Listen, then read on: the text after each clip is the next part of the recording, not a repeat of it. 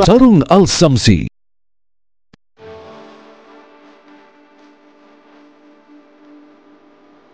Longsor penambangan batu alam di Kabupaten Cirebon, Jawa Barat menyebabkan belasan korban meninggal dunia.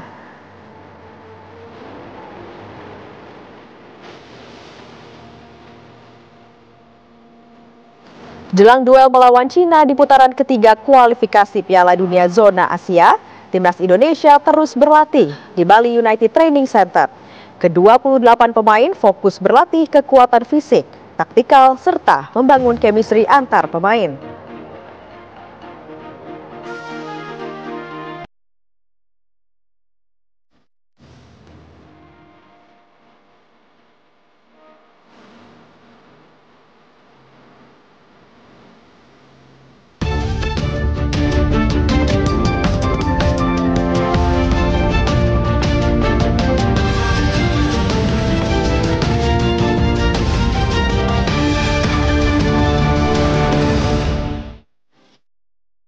Sebanyak 17 preman ditangkap polisi Boyolali, Jawa Tengah dalam operasi Aman Candi 2025 yang digelar selama 17 hari terakhir. Sementara di Jatinangor, Kabupaten Sumedang, Jawa Barat, seorang preman nekat memalak dan mengancam pemilik rumah kos. Informasi selengkapnya akan kami hadirkan di kabar utama bersama saya Felicia Amelinda.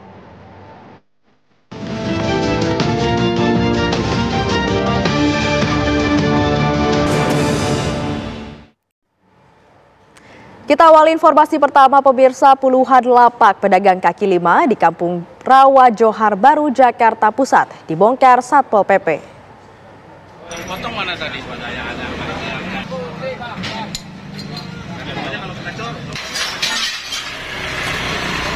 Pembongkaran 40 lapak karena berdiri di atas saluran air dan merusak keindahan kota, sekaligus mengembalikan fungsi saluran air dan menciptakan lingkungan bersih. Menurut pihak kelurahan, warga merasa terganggu dengan adanya lapak di atas saluran air.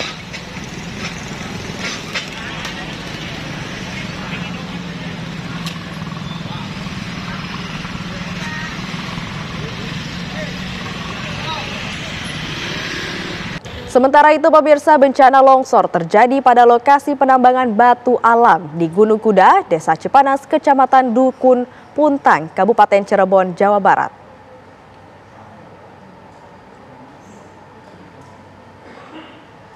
Material longsoran berupa bebatuan dan pasir menimbun puluhan orang di lokasi tambang tersebut.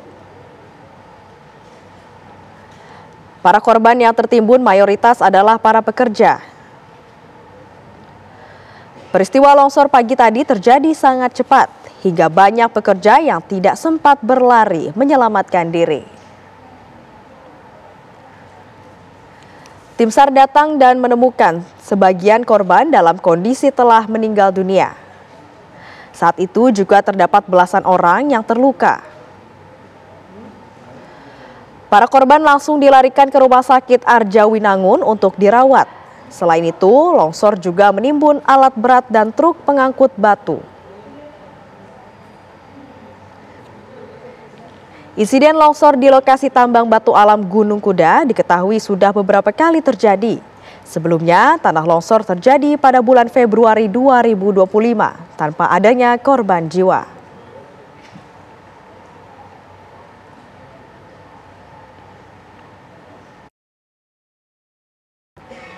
Dan pemirsa, hingga malam ini 14 jenazah telah ditemukan dari lokasi bencana longsor tambang batu alam di Desa Cipanas, Kecamatan Dusun Puntang, Kabupaten Cirebon, Jawa Barat.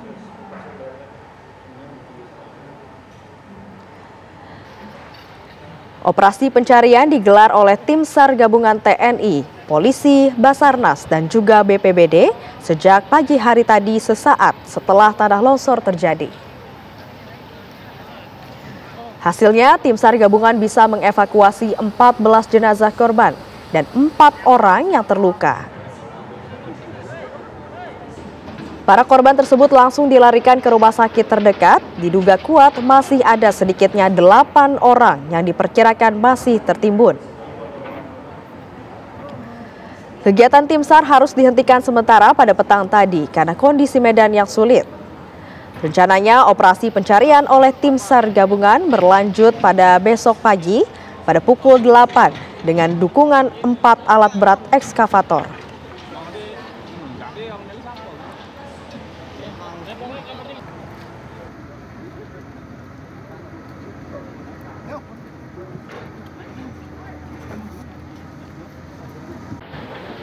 Ya pemirsa, berikut kesaksian warga yang melihat peristiwa longsor tambang batu alam Gunung Kuda di Kabupaten Cirebon, Jawa Barat. Ya nggak ada tanda-tandanya tuh, nggak ada tanda-tanda perelek-perelek gitu. Itu mungkin langit dari bawah itu. Langsung. Tiba-tiba bawah, tiba-tiba langsung brok gitu. Suaranya keras? Ya enggak keras. Nggak ada suara. Ke depan aja nggak kedengeran gitu. Kalau Bapak lihat langsung? Ya saya mah di sini sih ya pasti lihat. Iya. Jauhan, nggak ke sana. Pak, kalau sebelumnya itu emang bekas longsoran atau seperti apa, Pak? Ya, jadi bekas itu, bekas longsor dulu, bekas jadi Dikeruk bawahnya. dikeruk bawahnya langsung tambrak gitu. Itu yang belah-belah batu. Belah batu, Nggak tahu gitu, berapa orangnya sih. mandor gitu. Karena memang itu lagi kerja semua ya Pak? Ya? Lagi kerja ya? Lagi kerja. Ya segini tuh sepi, agak sepi. Kalau lagi rame mah ya aduh. Dan pemirsa, hingga malam ini RSUD Arjawinangun telah menerima 13 jenazah yang datang dari lokasi longsor tambang batu alam di Desa Cipanas, Dusun Puntang. 13 jenazah pekerja tambang yang menjadi korban longsor langsung dibawa ke ruang jenazah RSUD Arjawinangun. Tim medis melakukan prosedur identifikasi untuk memastikan identitas para korban. Keluarga sebagian korban juga sudah sampai di rumah sakit untuk bersiap mengurus pemulangan jenazah. Kesedihan tergambar pada keluarga dan sanak kerabat yang secara mendadak harus kehilangan korban dalam insiden tanah longsor pagi tadi. Petugas mengatakan penyerahan jenazah kepada keluarga akan dilakukan segera setelah korban berhasil diidentifikasi. Dalam insiden longsor tambang batu alam tersebut, 4 orang korban yang terluka juga sempat dibawa ke rumah sakit dan sudah dibolehkan pulang setelah mendapat perawatan medis.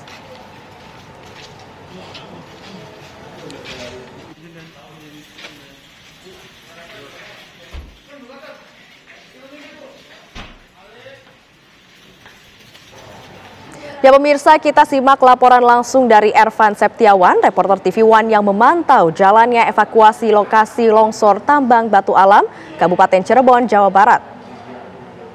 Selamat malam Ervan, bagaimana kronologi kejadian dan jalannya evakuasi hari pertama hari ini? Proses pencarian korban longsor yang terjadi di Galian C, tepatnya di desa Bobos, Kecamatan di Desa Cipanas, Kecamatan Duku Puntang, Kabupaten Cirebon, di mana proses pencarian dihentikan sementara pada pukul 17.30, di mana hal tersebut untuk mengantisipasi terjadinya longsor susulan. Namun dalam pantauan baru saja pada sekitar pukul 20.00 para petugas yang masih berada di dalam sekitar area mendengar longsor tambahan atau longsor susulan yang terjadi di sekitar tambang Galian C ini. Bahkan menurut data dari pihak kepolisian Polresta Cirebon, sebanyak 14 jenazah dan 8 orang masih dalam pencarian. 14 jenazah tersebut saat ini sudah dibawa ke rumah sakit, yakni ada 2 rumah sakit. Yang pertama Rumah Sakit Sumber Urip, yang kedua itu di Rumah Sakit Arjawinangun. Selain itu juga rencananya pada pukul 7 pagi besok tim SAR dari Basarnas akan melakukan pengecekan lokasi terlebih dahulu sebelum melakukan proses pencarian lanjutan. Hal tersebut guna mengantisipasi adanya longsor susulan yang saat ini masih terdengar di sekitar area tambang yang terjadi pada tadi pagi pukul 9.30. Dapat terlihat masih ada sejumlah personil, bahkan alat atau kendaraan yang akan rencananya untuk masih di-standby-kan di sekitar area. Bahkan menurut Sekda Provinsi Jawa Barat, rencananya besok tim gabungan akan mengerahkan sedikitnya 5 alat berat untuk mempercepat proses pencarian di sekitar area longsor yang terjadi tadi pagi. Bahkan petugas juga akan bahkan petugas mengimbau kepada warga yang merasa kehilangan keluarga agar dapat melaporkan langsung ke posko yang saat ini didirikan di sekitar area tambang. Baik, terima kasih banyak Ervan Septiawan atas laporan Anda. Selamat bertugas kembali. Ya pemirsa, upaya pencarian korban yang masih tertimbun reruntuhan material longsor di tambang batu alam Gunung Kuda akan dilanjutkan besok pagi. Pencarian dihentikan mengingat rawannya medan yang terjal dan banyaknya puing-puing material longsor serta kurangnya penerangan. Berikut keterangan Sekretaris Daerah Jawa Barat Herman Suryatman. Kami sampaikan doa, mudah-mudahan almarhumah ada 14 yang sudah ditemukan meninggal ya diterima di sisi Tuhan Yang Maha Esa, Allah Subhanahu wa Ta'ala, dan kurang lebih ada 8 yang belum ditemukan, akan dilanjutkan pencariannya besok hari oleh tim ya, dan barusan sudah disepakati bahwa statusnya tanggap darurat, dan ini sudah dikonsultasikan juga ke BNPB. Jadi status tanggap darurat karena berdampak terhadap kehidupan dan penghidupan masyarakat di sekitar Gunung Kuda ini. Teman-teman media, tadi 14 yang meninggal, kemudian ada 4 orang yang rawat jalan, luka ringan sudah kembali, dan tadi sekali lagi ada 8 kurang lebih yang masih dalam pencarian. Selain itu pemirsa, Gubernur Jawa Barat Deddy Mulyadi melalui media sosialnya menyatakan keprihatinan atas musibah longsornya tambang batu alam yang menewaskan hingga 14 penambang. Deddy Mulyadi pun menyatakan pernah mengunjungi lokasi penambangan tersebut. Beberapa waktu yang lalu saat saya sebelum menjadi gubernur, saya pernah datang ke penambangan Galianse Gunung Kuda, Desa Dukuh Puntang, Kabupaten Cirebon. Saya melihat penambangan Galianse itu sangat berbahaya, tidak memenuhi unsur standarisasi keamanan bagi para pegawainya. Tetapi karena sudah berizin dan izinnya berlangsung sampai bulan Oktober 2025 dan waktu itu saya tidak punya kapasitas apapun untuk menghentikan, maka penambangan tersebut terus berlangsung. Dan saat ini saya mendapat kabar duka, lebih dari 10 orang dimungkinkan tertimbun dalam musibah longsornya tambang tersebut. Dan untuk itu pertama saya menyampaikan bela sungkawa yang sedalam-dalamnya atas meninggalnya warga Jawa Barat di penambangan tersebut. Tentunya warga itu sedang bekerja memenuhi kebutuhan keluarganya walaupun pekerjaannya diancam bahaya, dan ini sebenarnya menjadi tanggung jawab bagi pengelola tambang. Dan semoga keluarganya diberikan ketabahan dan yang meninggal diterima iman Islamnya, diampuni segala dosanya dan ditempatkan di tempat yang mulia sisi Allah Subhanahu wa Ta'ala. Anda masih menyaksikan kabar utama. Pemirsa, daya tarik Kota Bandung masih menyedot ribuan wisatawan untuk mengisi liburan panjang serta cuti bersama. Para wisatawan yang datang ke Kota Bandung tidak hanya dari wilayah Jabodetabek, namun banyak pula dari luar Jawa Barat, seperti diantaranya dari Yogyakarta. Tidak hanya kawasan wisata alam di Lembang, banyak juga wisatawan yang menghabiskan malam liburan akhir pekan di pusat Kota Bandung, seperti di Jalan Braga, Jalan Asia Afrika, alun-alun hingga pusat kuliner di Lengkong. Di Jalan Braga, para pengunjung ada yang hanya sekedar berjalan kaki bersama keluarga, bersuah foto, dan ada pula yang mencicipi makanan khas racikan Pasundan dan Nusantara.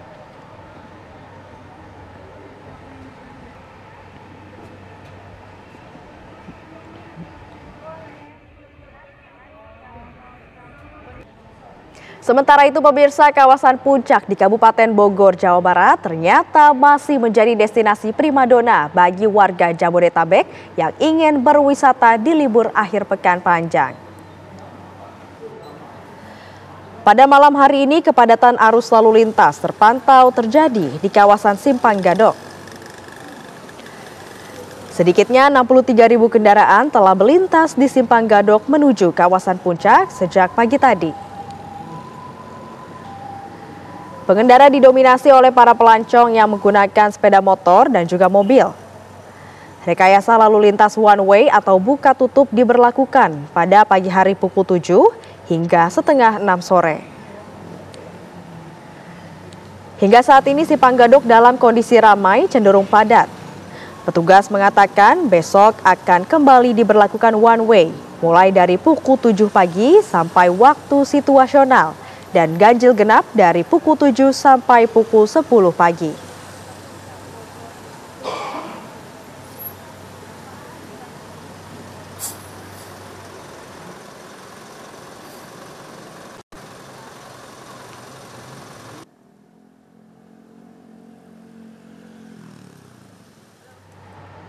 Stasiun Pasar Senen di Jakarta Pusat dipadati ribuan penumpang pada libur panjang kenaikan Isa Al-Masih dan cuti bersama hari ini.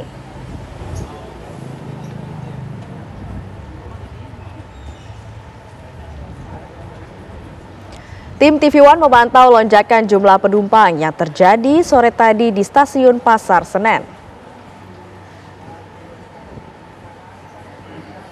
Data mencatat terdapat lebih dari 9.000 penumpang yang berangkat melalui Stasiun Pasar Senen dengan tujuan mayoritas ke Yogyakarta, Solo, Surabaya, dan Malang. Secara keseluruhan selama momen libur panjang dari tanggal 27 hingga 31 Mei 2025, terdapat 134.030 penumpang kereta api jarak jauh yang berangkat dari stasiun di wilayah Jakarta, termasuk Stasiun Pasar Senen. PT KAI Daob 1 Jakarta juga telah menambah 5 perjalanan kereta api jarak jauh untuk mengantisipasi kenaikan jumlah penumpang.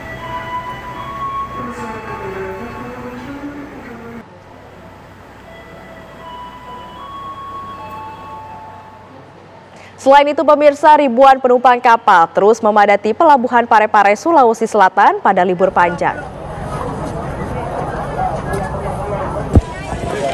Sedikitnya 2.000 penumpang kapal asal Nunukan, Kalimantan Utara dan Samarinda, Kalimantan Timur tiba di Pelabuhan Parepare pada hari Jumat. Penumpang yang umumnya bekerja di Kalimantan mudik lebih awal untuk merayakan Lebaran Idul Adha. Sebagian beralasan mereka tidak sempat mudik saat Idul Fitri lalu. Kepadatan diprediksi akan berlanjut hingga menjelang Lebaran Idul Adha. Pengelola pelabuhan mengantisipasi kepadatan penumpang dengan menyiapkan 14 kapal.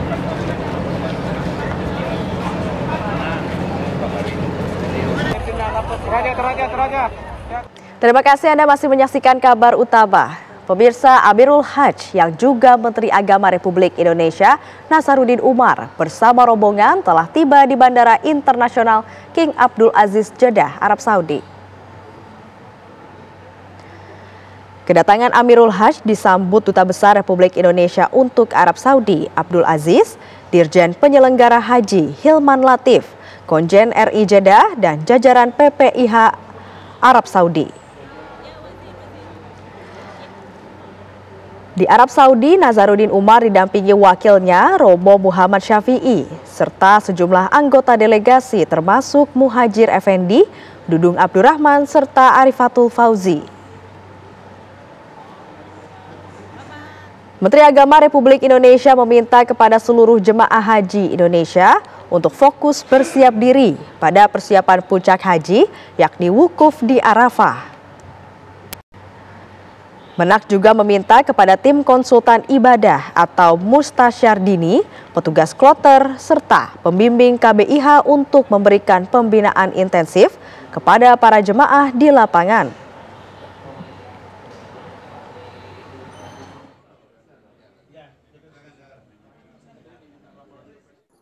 Kami sudah melakukan briefing pendekatan terus-menerus, tiada hari tanpa koordinasi dengan Mekah dan Madinah, Jeddah, Indonesia ya. Dan terutama kepada para petugas, kita minta betul petugas itu efisien, efektif menjalankan tugasnya. Karena ini adalah tugas mulia, pengabdian yang sangat suci ya. Nah, jadi kita ingin agar semua petugas-petugas kita itu melaksanakan tugasnya sesuai dengan tugasan yang telah diberikan kepada mereka. Kita beralih ke kabar lainnya pemirsa, jelang duel melawan Cina di putaran ketiga kualifikasi Piala Dunia Zona Asia, Timnas Indonesia mengikuti latihan secara tertutup dan mendapat penjagaan ketat di Bali United Training Center. Ke-28 pemain Timnas fokus berlatih kekuatan fisik, taktikal, serta membangun chemistry antar pemain. Setelah berlatih di hari terakhir, besok para pemain akan bertolak ke Jakarta.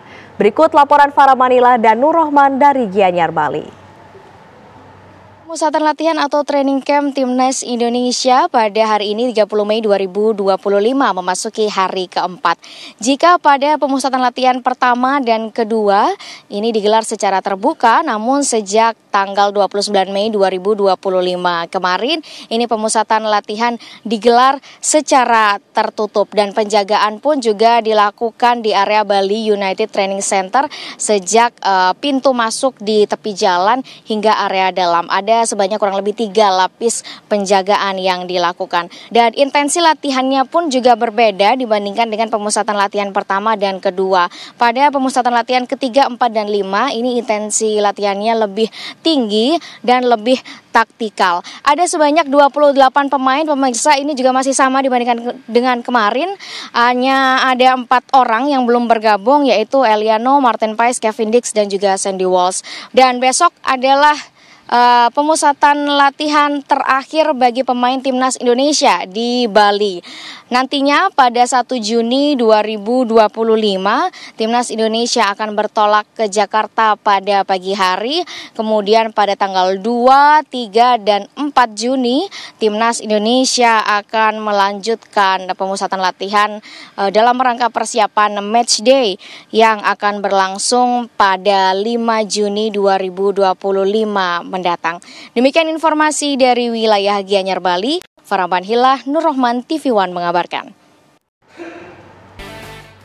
Kita ke kabar lainnya pemirsa, sebanyak 17 preman ditangkap petugas Polres Boyolali, Jawa Tengah dalam operasi Aman Candi 2025 yang digelar selama 17 hari sejak 12 Mei 2025. Penangkapan dilakukan menyusul maraknya aksi premanisme di wilayah Boyolali. Dari total 17 orang, 10 diantaranya ditetapkan sebagai tersangka seperti kasus pungutan liar, penganiayaan, pengeroyokan, hingga intimidasi. Salah satu pelaku penganiayaan terlibat dalam insiden di Karanggede, yakni tragedi latihan pencaksilat yang menewaskan remaja.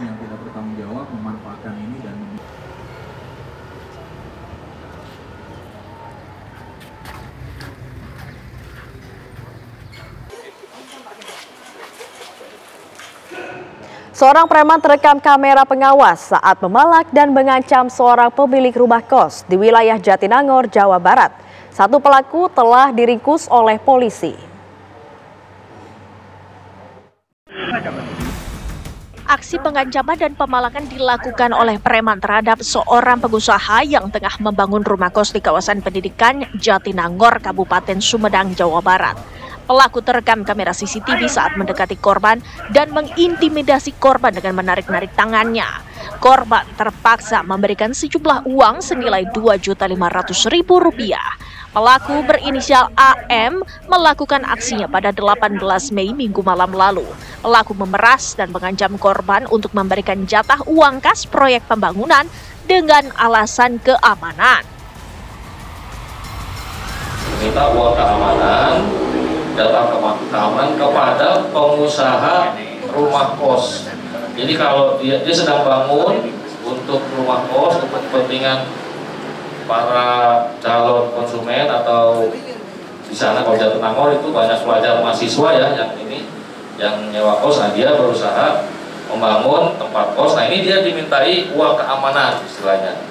Uang keamanan, kalau tidak diberikan, pelaku akan mengancam melakukan tindak kekerasan kepada si pengusaha kos.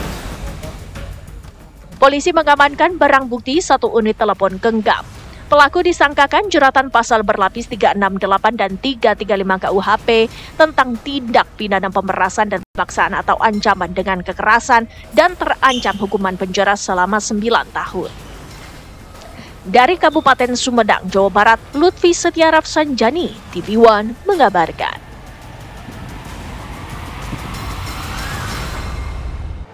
Terima kasih Anda masih menyaksikan kabar utama. Pemirsa, hingga malam ini RSUD Arjawinangun telah menerima 13 jenazah yang datang dari lokasi longsor tambang batu alam di Desa Cipanas, Dukun Puntan.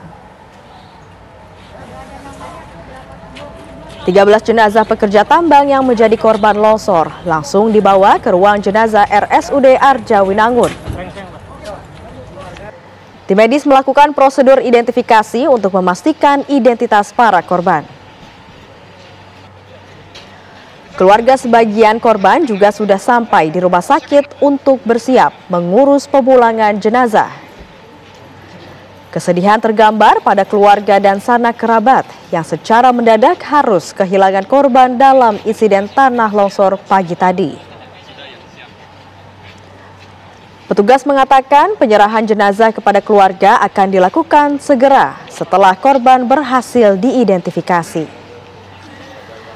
Dalam insiden longsor tambang batu alam tersebut, 4 orang korban yang terluka juga sempat dibawa ke rumah sakit dan sudah dibolehkan pulang setelah mendapat perawatan medis.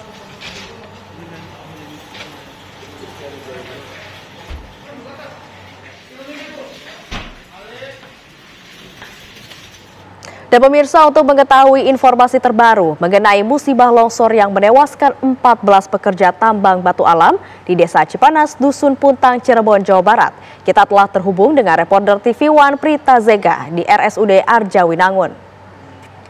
Selamat malam Zega, hingga saat ini berapa jumlah korban tewas maupun luka dalam insiden longsornya tambang batu alam? Ya, Feli, yang diterima oleh RSUD Arjawinangun Cirebon ada 13 jenazah yang sudah berhasil dievakuasi dari insiden tanah longsor tambang batu alam Gunung Kuda yang terjadi tadi siang, dan 1 jenazah lainnya ini sedang berada ataupun sudah dievakuasi di RS Sumber Hurip Cirebon. Dan saat ini prosesi yang sedang dilakukan adalah masih dalam prosesi dimandikan ataupun dikafani oleh pihak RS Arjawinangun, di mana hingga saat ini kami pantau sejak tadi sore hingga malam hari ini para keluarga dari 13 jenazah masih terus menunggu prosesi tersebut, dan juga disampaikan oleh pihak RS Arjawinangun bahwa hingga saat ini para keluarga sedang melakukan kewajiban mereka, yakni untuk keperluan administrasi. Selain itu juga, Feli, seperti yang Anda tanyakan tadi, ada 4 korban luka-luka menjadi korban dalam insiden longsor tambang batu alam ini, dan saat ini mereka sedang tengah mendapat perawatan ataupun sudah diberikan perawatan yang intensif di RS Sumber Hurip dan juga di RS Sumber Waras. Dan tadi, Feli, sekitar 1 jam yang lalu pihak dari pemerintah daerah ini tengah meninjau langsung di RSUD Arjawinangun, di mana tadi ada Sekretaris Daerah Herman Suryatman dan juga bersama dengan Kapolresta Cirebon Kombes Sumarni, dan juga bersama dengan Wakil Bupati Cirebon, di mana tadi mereka sempat melihat kondisi jenazah di dalam kamar jenazah dan juga bertemu dengan para keluarga. Tadi disampaikan bahwa mewakili dari Gubernur Jawa Barat, Deddy Mulyadi, mengatakan bahwa menyampaikan bela sungkawa, dan tadi bahkan disampaikan oleh Sekda ada sejumlah 8 orang yang masih tertimbun ataupun kemungkinan tertimbun di dalam longsor yang sampai saat ini masih terus dilakukan. Bahkan tadi juga disampaikan akan pencarian tersebut akan dilakukan ataupun dilanjutkan hingga esok pagi bersama dengan tim gabungan. Dan tadi juga dijelaskan oleh Sekda bahwa saat ini tengah dilakukan juga pemeriksaan terhadap 4 yayasan yang merupakan pengelola dalam tambang ataupun pekerja tambang batu alam di Gunung Kuda tersebut, yang mana nantinya akan diperiksa apakah insiden ini merupakan faktor alam ataupun ada kesalahan teknis. Apakah memang 4 pengelola ini memenuhi standar keselamatan para pekerja atau tidak? Itu nanti yang akan terus diupdate. Tadi disampaikan bahwa hingga saat ini belum ditemukan apakah faktor alam ataupun human error begitu. Dan bahkan tadi juga disampaikan oleh Sekda, dikatakan bahwa Gubernur Jawa Barat sendiri Deddy Mulyadi mengatakan mengharapkan adanya penutupan permanen untuk tambang batu alam tersebut hingga nantinya dihasilkan apa keputusan dari pemeriksaan dari 4 yayasan tersebut. Tadi disampaikan bahwa 3 yayasan ini sudah mendapat izin eksploitasi dan juga 1 diantaranya mendapatkan izin eksplorasi. Dan yang akan terus dicari tahu adalah apakah memang memenuhi SOP, memenuhi prosedural untuk keselamatan pekerja atau tidak, ataupun faktor alam. Dan tadi juga disampaikan oleh Kapolresta Cirebon, Kombes Sumardi mengatakan bahwa hingga saat ini 13 jenazah yang sudah diterima di RS Arjawinangun ini sudah berhasil teridentifikasi dan semuanya sudah berhasil diketahui identitasnya dan saat ini sedang pencocokan data dengan pihak keluarga. Dan bahkan tadi disampaikan oleh Kapolresta bahwa bahkan sudah memanggil 4 yayasan tersebut yang terlibat di dalam pekerjaan tambang batu alam Gunung Kuda ini. Adapun tadi disampaikan ini sedang proses dipanggil, sedang berjalan ataupun sedang diperiksa. Sudah ada 6 orang yang merupakan pengelola dalam tambang tersebut yang sudah ataupun yang sedang diperiksa saat ini oleh pihak kepolisian. Nantinya apa hasil pemeriksaannya akan terus kami update untuk Anda dan juga pemirsa. Kembali ke Anda, Feli. Dan pemirsa, beragam peristiwa yang telah mengemuka sepanjang hari ini kami hadirkan sebagian di antaranya dalam rangkuman kabar News Flash berikut ini.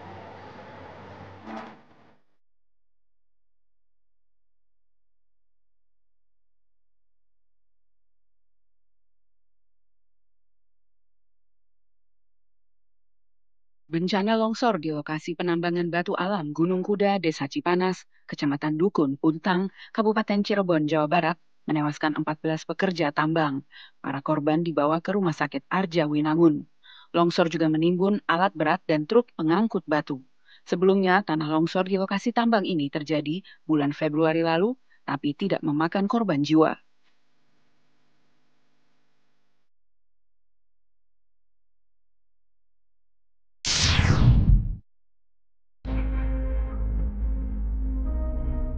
Jelang duel melawan Cina di putaran ketiga kualifikasi Piala Dunia Zona Asia, Timnas Indonesia mengikuti latihan secara tertutup dan mendapat penjagaan ketat di Bali United Training Center. Ke-28 pemain Timnas fokus berlatih kekuatan fisik, taktikal, serta membangun chemistry antar pemain.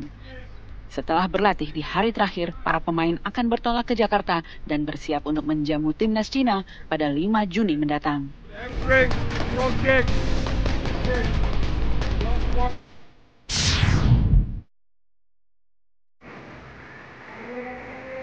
Pada libur panjang dan cuti bersama, hari ini stasiun Pasar Senen, Jakarta Pusat dipadati ribuan penumpang. Terdapat lebih dari 9.000 penumpang yang berangkat melalui stasiun Pasar Senen dengan tujuan sebagian besar ke Yogyakarta, Solo, Surabaya, dan Malang. Dari tanggal 27 hingga 31 Mei ini terdapat 134.030 penumpang kereta api jarak jauh yang berangkat dari stasiun di wilayah Jakarta, termasuk stasiun Pasar Senen. PT KAI Daop 1 Jakarta juga telah menambah 5 perjalanan KAJJ untuk mengantisipasi kenaikan jumlah penumpang. Tim TV One mengabarkan.